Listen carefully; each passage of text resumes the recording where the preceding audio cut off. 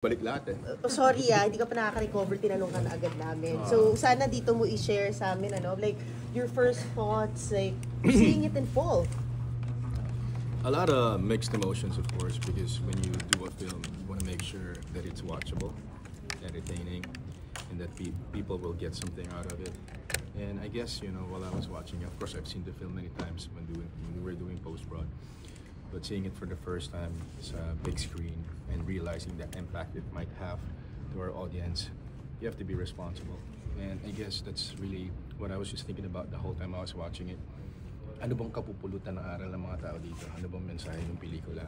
And I hope we were able to send a message across because it's really important nowadays. It's very timely with what's happening around the world, the chaos, the violence. So ito yung parang nanonood ka ng pelikula, magninilay-nilay ka. Tama ba yung mga choices na ginagawa mo bilang tao, bilang tatay, bilang anak? At ano yung mga circumstances na kailangan mong i-avoid? At yung mga bagay na kailangan mong gawin para mapabuti yung buhay mo at magkaroon ng magandang choices. Ang dami ko sinabi, di ba? Oo. Parang kasama na ba sa mga pag nanonood Na-encapsulate ko lahat, di ba? Parang pag nanood ka rin ng news, ganyan din yung masasabi mo. Oo eh. So, napaka-sensitive ng natin ngayon, society, not just in the Philippines, but yun nga, so sana itong pelikula manalamin sa nangyayari sa paligid natin. Magkaroon tayo ng awareness na may mga ginagawa tayong mga bagay na sana hindi natin nagawa or sana pinili natin yung mas magandang route para mas napabuti yung outcome. Ang galing, no? Kasi yung impact nito, of course, yung character mo got entangled in crime. But sa susunod na gagawin mo, ikaw naman ang kukuha ng mga I guess that's the fun part about being an actor. You get to diversify. You get to do roles na talagang hindi mo may isip yung itsura ko dito, hindi ko mapanood nung una. Ang baho ko, hindi ako naliligo, hindi ako nag-makeup, dami kong buhok sa mukha. Sabi ko, so that's the fun part of playing a character. It's not you, but you are just portraying a character para mas makarelate yung mga tao at maintindihan nila yung conflict ng character mo. And go ahead. How is it working with Kyle? Kumbaga after Pamilya Sagrado? No, actually, this was before Pamilya Sagrado. I guess Dreamscape or ABS for that matter had the idea to pair us up to play my son. I don't know if they got wind about the ride before when we were filming. But Pamilya Sagrado came right away after the ride. So matagal na naming pino-post-prod to. Nauna lang siya sa Pamilya Sagrado and then dumire-diretso na nga yun. Kaya pala, Papa P, yung rapport nyo ni Kyle is like...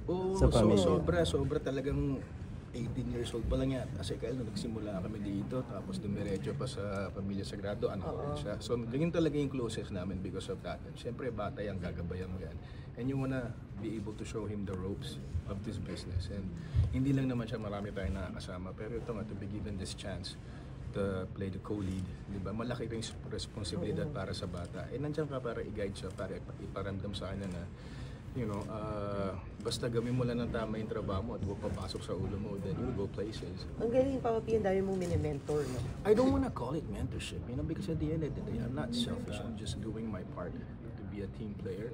And it's not something that I do consciously because you want to walk the talk and not say it verbally, but let them see it with how you do your stuff, how you embrace and being passionate about what you do. Doon na lang nila yun. Hindi mo kailangan i-spoon feed sa kanila. The last time you talked to Kyle, sabi niya talagang kino-consider ka niya as not just my mentor niya, best friend daw talaga. Actually, kasi talagang... nung una, nung minsan magkasama kami sa Sagrado, sabi niya, Tol, okay lang ba if I say that you're my mentor? Yun nga sabi ko, Tol, hindi mo ka mentor. I'm here as your brother, as your best friend. Pero yeah, if you wanna call me that. But you are your own person.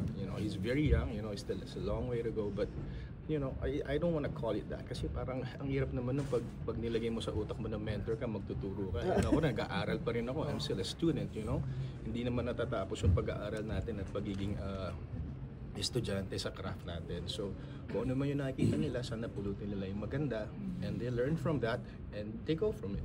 Nandun ka daw nung time nung down na down siya because of the yun daw sinushoot niya daw yan. The reason why I had so much respect for the kid. When that final scene was happening was the day the day after his sister passed. Oh, sorry. So it was really a sensitive time in his life, and it was really difficult because you have to control him because wala yung parents niya, nasa States of course, and then siya lang mag-isa dito. So I made sure that he was okay, that he felt loved, that he felt like he had people around him to comfort him, to make sure na everything will be okay. It was just close to home for him because yun nga, very sensitive in time na nangyari yun when we were filming. So, guide ka lang.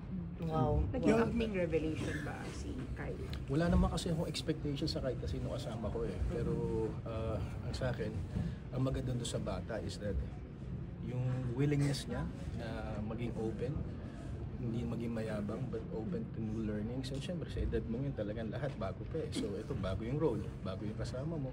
So nakikinig naman siya at madaling matuto at nakita mo naman napaka-raw.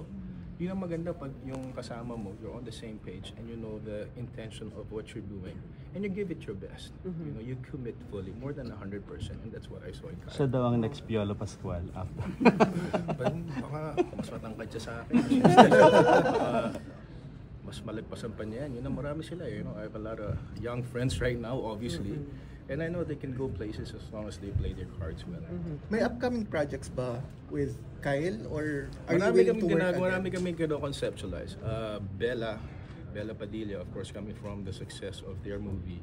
Before Stella, Bella already was working on a script for a film between the three of us. And also there's another series that she's working on with another team. So hanggang mabuo na yung mga script, hanggang mabuo na yung mga konsepto, dire-diretso yan. So sana. Ano bang reason bakit ba't matagal to para nilabas? This was during the pandemic eh. And at that time, we really wanted a theatrical release. And it's hard because you know, kailangan mo munang balansein or kailangan mo i-test yung ano ba yung kalagayan ng industriya natin sa film industry. And we didn't want to risk it because hindi naman siya typical rom-com. It's not your mainstream kind of film. So it was going to be a risk. So we had to wait. And good thing, you know, MQuest took it on. And so because of that, nagkaroon kami ng backbone. And when we spoke to SM, personally, we asked if we could show it exclusively kasi nga marami naman silang theaters, 80 malls. So yun, gagapangin mo talaga. So and then you wait for the right timing. I believe na lahat naman ng bagay may tamang pagkakataon na ipalabas. So it's not about kailangan mo ipalabas o no. I-polish mo muna. And we went through a lot of FGDs, so many post-production stuff na talagang kailangan kasi ultimo to the last second, to the last beat, kailangan alam mo yung binibigay mo. And as a production company sa Spring Films, matagal na kami hindi gumagawa. So ito talaga yung pet project namin with Cornerstone. Kailangan talagang siguraduhin na maayos sana yung produkto. Sana naman na nagustuhan nyo. Ito yung pagbabalik action mo na after a Gulat long din time, ako eh. di ba? Alam mo nag-a-action pala ako. Tapos sa Pero susunod, ganun din naman, di ba? Pag Bida Kingdom, di ba? Kingdom, action daw nga pala. Pero grabe yung Yes, action yes, pack also dito. action. I'm Wala sorry. na. Grabe yung action pack mo dito. Any challenges you encounter during the shoot? Marami, kasi marami kaming chase scenes, marami kaming fight scenes. Motor ako, nag-iiswala yung kotse. So talaga ang daming risky fun. Pero ang lakas kasi talagang yung testosterone talaga lahat nasa taas eh. Tapos puro lalaki pa. So ang bilis ng pacing, ang galing ng director. And he knew what really wanted out of us. So nag-enjoy kami doon sa proseso. We were in Quezon, locking kami for a couple of weeks hanggang matapos namin. May Tapos, aksidente bang nangyari or parang nung isang injuries? scene namin, napack up kami dun sa bridge yung sa opening kasi nagka-COVID yung director namin. So pack up. So sabi ko, paano to? Gastos na naman, patay. Pack up yung eksena. Yun lang yung downside pag may mga ano. Pero walang aksidente nangyari. Yeah. So you're over and done with romantic. You're No, romantic. you know, I was just thinking about that. I grew up doing rom-coms all my life. So, more than 20 years, more than half of my career. And then when I started with Malyari, horror, tapos nag-Gumbursa ka, period. Tapos nagta Kingdom ako, na ganun din, action. And then ito on the right. Tapos yung ginagawa ko ngayon, family drama naman, sa Star Cinema. And then gagawin ko yung Manila's Finest na period din. So sabi ko, nasan yung rom-com? Di ba ang galing? Because you know, at this point, at my age, you know, I'm really blessed and fortunate enough to say na, you know, I'm able to diversify in terms of the roles that I get to play because meron ng avenue, meron ng window because of the streaming right now. Mas nakakapaglaro ka na, hindi ka na stuck sa rom-com. So I'm really happy that I'm able to choose roles or do movies na hindi necessarily rom-com.